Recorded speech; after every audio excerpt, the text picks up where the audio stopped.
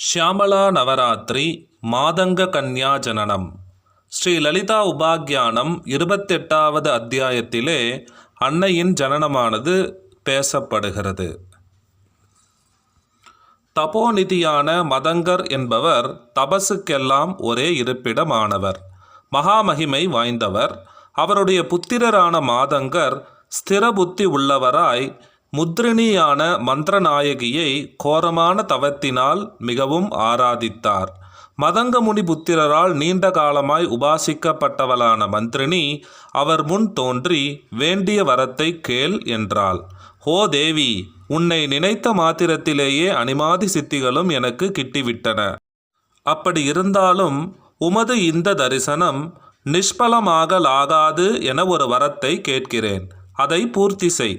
முன்னொரு சமயம் ஹிமவாடுடன் நட்பில் சில பரிகாசமான சொற்களை கூறி விளையாடி கொண்டிருந்தேன். அச்சமயம் அவர் தான் கௌரியின் பிதாவென்று தன்னை சிலாகத்து கொண்டு பெருமை கொண்டனர். எதனால் அதிக சிறப்பு உண்டாகுமோ அந்த பாக்கியம் எனக்கில்லாமல் போயிற்றே தாயே.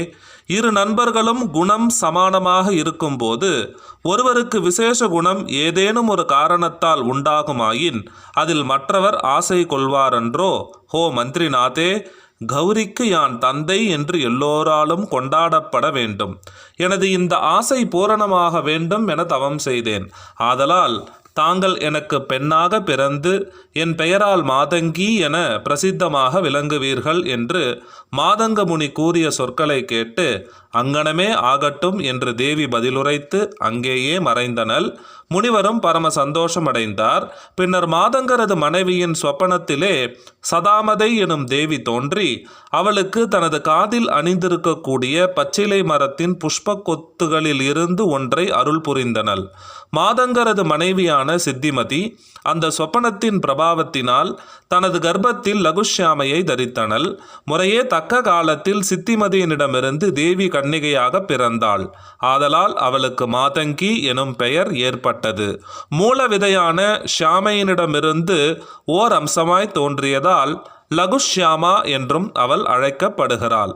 கும்பசம்பவரே தன் தந்தையினிடமிருந்து சிருஷ்டி மகாவித்தையை கற்று அந்த வித்யா பிரபாவத்தினால் லகுஷ்யாமை தனக்கு சமமாகவும் அழகாகவும் உள்ள மாதங்க கன்னிகைகளை கோடி கோடியாக படைத்தனள்.